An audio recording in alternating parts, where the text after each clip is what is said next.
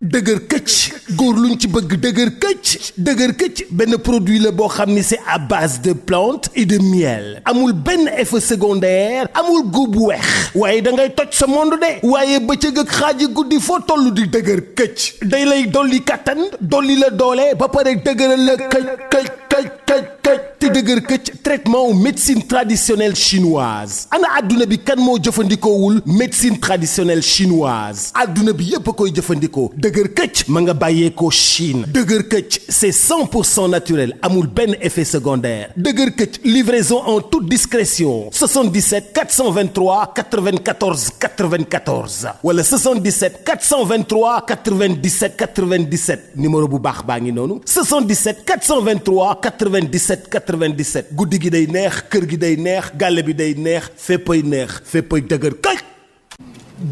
du sport qui est parti parce que Gaston ñu bëri xëy na dañ koy wax ci làmb rek parce que làmb moo bëri coow làmb moo fës mais bu ñu fàtte ni nekkoon na président bu ASAC Ndiambour bokkoon na itamit ci fédération sénégalaise de football donc c'était un sportif dans l'âme c'était également quelqu'un bu nga xamante ni wax dëgg yàlla contribuer na ci lu bëri ci réussite beaucoup de jeunes donc tey dans la maladie il est resté très digne boo ko Moussa na seeti man du ma woon jóg këram dañ doon toog di waxtaan lu yàgg mais dans la souffrance Gaston du bëgg nga xam ne mu ngi souffrir sooy waxtaan ak moom boo ñëwee man dama doon bënn sama bët di jooy parce que état bi ma ko doon gis dama xam ne jàmbaar mi ngi tëdd mais daf ma naan Malick noppil bul jooy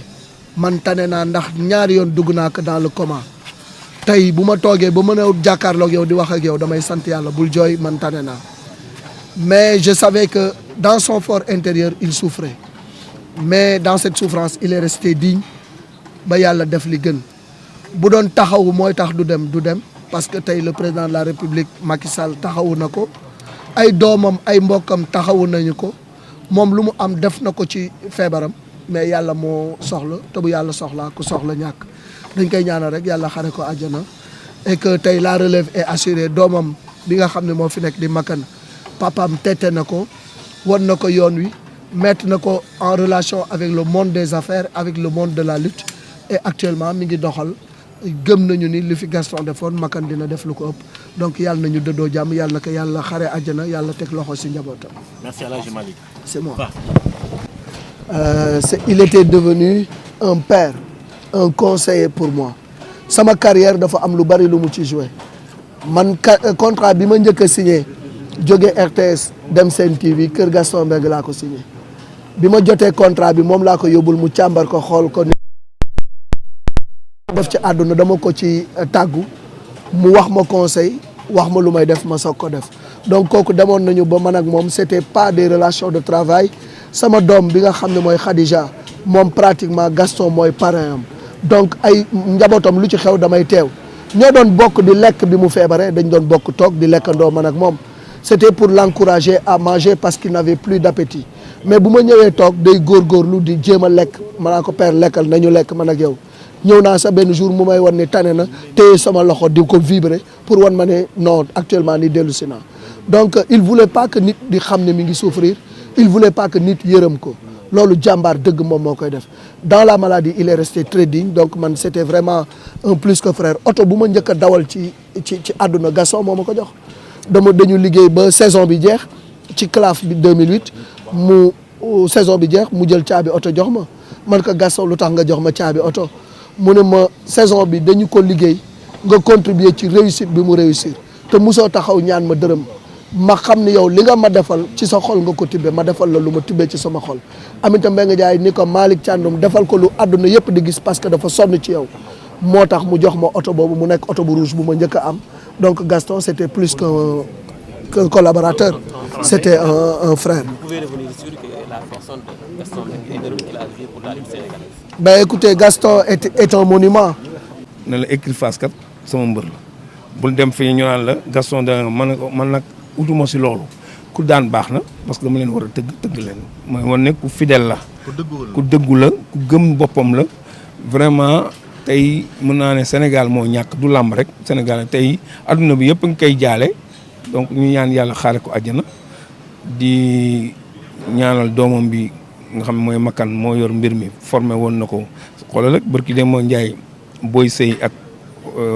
Koroñ kan la ko tuddee sëñ Modou Niang seen ñaari doom yi ànd mooy woon ne préparé woon na doomam pour ëllëgee mu yor làmb ji donc moom it ñu ngi koy ñaanal fi ko papam bëgg mu àgg fa di jaale ministre des sports di jaale Matar Ba di jaale ki nga xam ne mooy tey Bira Sène président des CNG Aline Sarr nekkoon na fi di ànd ak Gaston di jaale aussi Alaaji Mansour Mbaye parce que ñu bëri ñàkk nañ tey vraiment am na ñoo xam tey danaan leen fayal luyaas ñi mën leen dimbali social ñuy feebar mu leen jëndal ordonnance tey ñu bëri tey vraiment am na lu ñu metti mais nag loolu la yàlla dogal kul nafsin saay xati mawti ñu ngi ñaan daal yàlla su nga xam ne mooy yërëm mooy joxe mooy def lépp yàlla na ko yàlla xaare àjjana si barke yonent bi. Merci beaucoup président Diagne.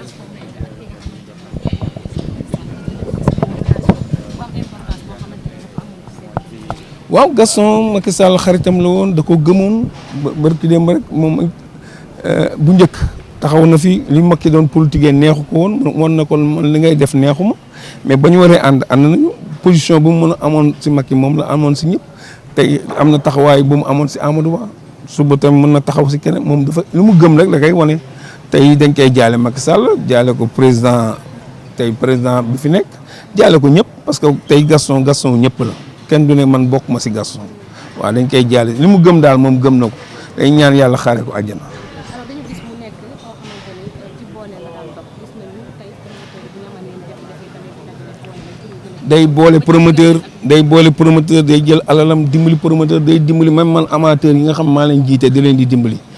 di dimbali te du bëgg sax ku ko wax donc nit la koo xam ne nit social la nee naa tey. am na kër yoo xam ne da doon fay luyaas yi ñii da leen doon dimbali si chaque fin de mois dépense bari na ñu muy dimbali macha allah donc loolu yëpp nag dañuy ñaan yàlla xaare ko àjjana te nit ñi nañu roy si Gaston parce que nit ku dëgg la nit kuy dimbalee la ne nit ñi xam ne tey bu la yàlla dénkee da ngay dimbali doomu aadama bu la yàlla dénkee itam da ngay wax dëgg te yàlla tax te loolu moo jafe si réew mi il faut nit ñi xam ne dëgg yàlla moo ko moom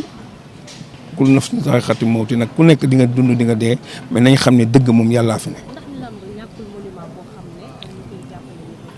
monument bu mag la làmb tey war nañ ko mën a tudd sa arène nationale làmb war nañ mën a tey muy président bi nga muy maire bi nga xam ne tey moo dëkk Louga muy Moustapha Diop nga xam ne magam la woon moom it ñu ngi ko koy jaale tey war na ko mën a tuddee benn rii si Louga xam ne Gaston mérité na loolu parce que yàgg na jàppale waa Louga jàppale Sénégal tey mérité na lu nekk si réew mi.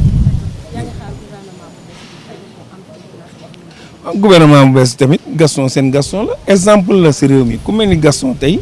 perte bi ñuy perte muy gouvernement bi muy opposition bi muy ñëpp ñàkk kon nag ñëpp ñàkk gouvernement bi dëjëm la dëju ñëpp la ñu ngi koy jaale président de la République di ko jaale premier di ko jaale membre gouvernement bi yëpp di ko jaale aussi assemblée nationale président assemblée nationale di ko jaale ñëpp xam ne Gaston ñëpp la merci. En tout cas sachez que ki dem Sénégal perte na lu mag lu rëy loo xam ni mënoon na fi des ba ci kanam yal na ko yàlla yërëm. Je pense qu'il vous a servi de miroir. Ah oui, plus que de miroir, parce que Gaston, je parle pas comme ça, mais il a été toujours un modèle. tey làmb fu mu yegg si Alaaji Gaston Mbengue la loolu ku nekk war nga ko xam promoteur yi ni ñu baree Gaston Mbengue la parce que il a balisé la route xatalul kenn yaatal uuf ñu uuf njabootam boole ñu ci njabootam jàngal ñu liggéey bi bu ñu mën nekk tey jii nii ci wetam donc ñu koy jaal Sénégal gépp jaal ko doomam Makan Mbengue jaal ko le monde sportif jaal ko itam monde lamb loolu rek la ñu am ci kàddu yi ñuy wax ñaan yàlla yërëm ko xare ko aljana loolu rek lañ ko ñaan parce que nag moom yàlla moom comme li ñuy wax rek bu bëggee moom kenn mënut a xëccoo ak moom donc yàlla ko yàlla yërëm daal ah jërëjëf.